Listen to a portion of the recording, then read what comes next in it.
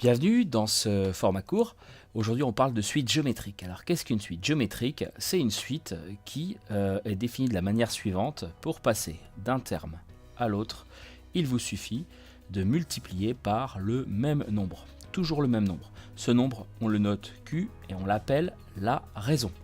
C'est un nombre qui peut être positif, qui peut être négatif. Nul, évidemment, on évite. S'il est égal à 1, la suite elle est constante, toujours égale à 1, donc c'est moyennement intéressant. Mais Q, c'est ce qu'on appelle la raison, et c'est un réel.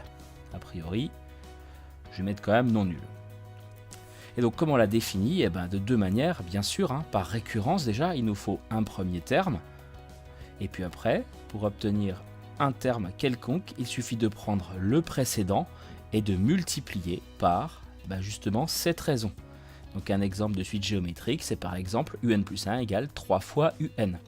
Et du coup, si vous prenez u0 égale 1, on obtient 1 fois 3, 3, fois 3, 9, fois 3, 27, etc. etc., etc.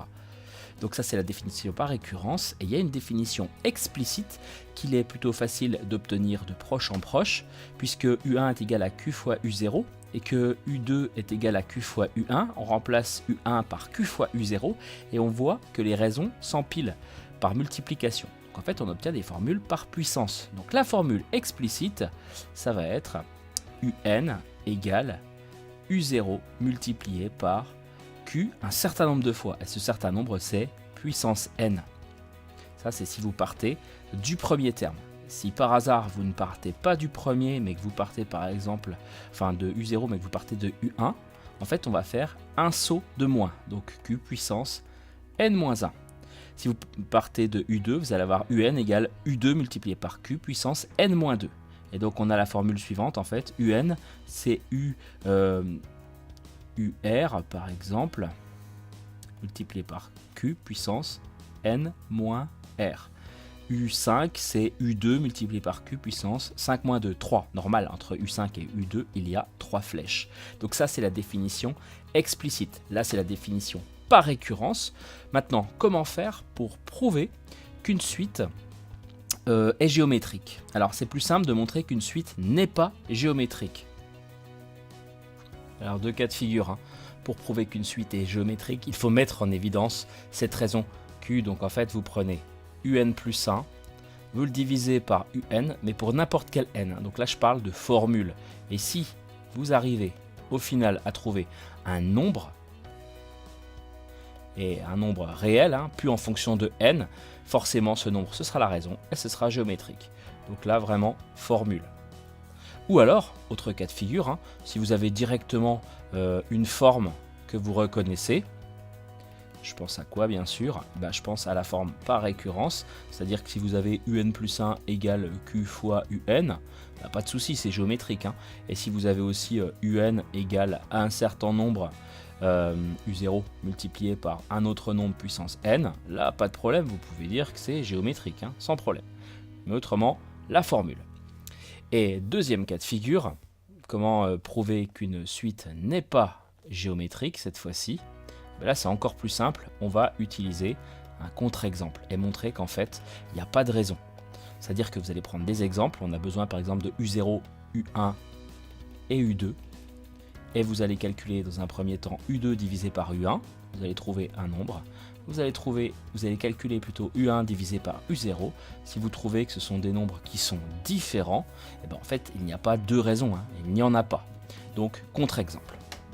Dernière chose que je voulais voir avec vous, après les expressions, vraiment importantes, les deux, par récurrence et puis explicite, c'est les formules de somme. On va vous demander d'additionner des sommes de termes consécutifs. Le premier truc à retenir, c'est que 1 plus q au carré plus q puissance 3 plus etc.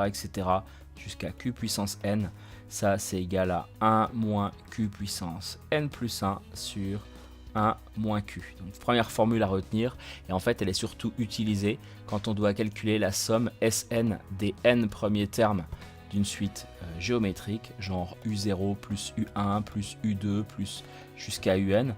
Imaginez, si vous aviez à calculer tous ces termes un par un, ça serait très très long, surtout si le n c'est 40 par exemple. Il y a une formule qui permet directement de l'avoir, c'est U0 multiplié par 1 moins q puissance n plus 1 sur 1 moins q. Alors on ne peut pas rayer les 1 moins q même si ça se ressemble vu que le n plus 1 est sur la raison q. Donc on ne peut pas faire autre chose que l'écrire comme ceci. Ça, c'est le premier terme. Et ça, c'est le nombre total de termes. Si vous comptez entre U0 et UN, il y en a bien n plus 1. Entre U0 et U10, il y en a bien 11 puisqu'on compte le 0.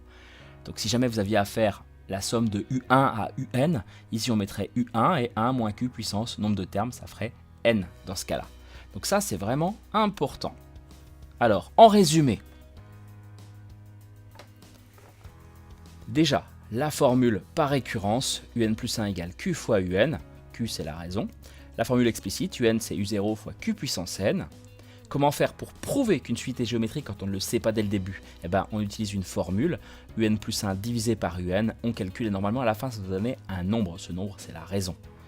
Et donc, comment faire pour calculer la somme des, par exemple, 20 premiers termes d'une suite géométrique? Eh bien, on prend le premier terme et on le multiplie par 1 moins la raison puissance nombre de termes. Donc si on va jusqu'à 20, ça fait 21 termes, puissance 21, divisé par 1 moins la raison. Et donc ça, évidemment, je ne l'ai pas précisé, je le fais ici, ça ne marche que si la raison est différente de 1, puisqu'autrement ça ferait 0 ici. Voilà, et bien il n'y a plus qu'à appliquer. À bientôt.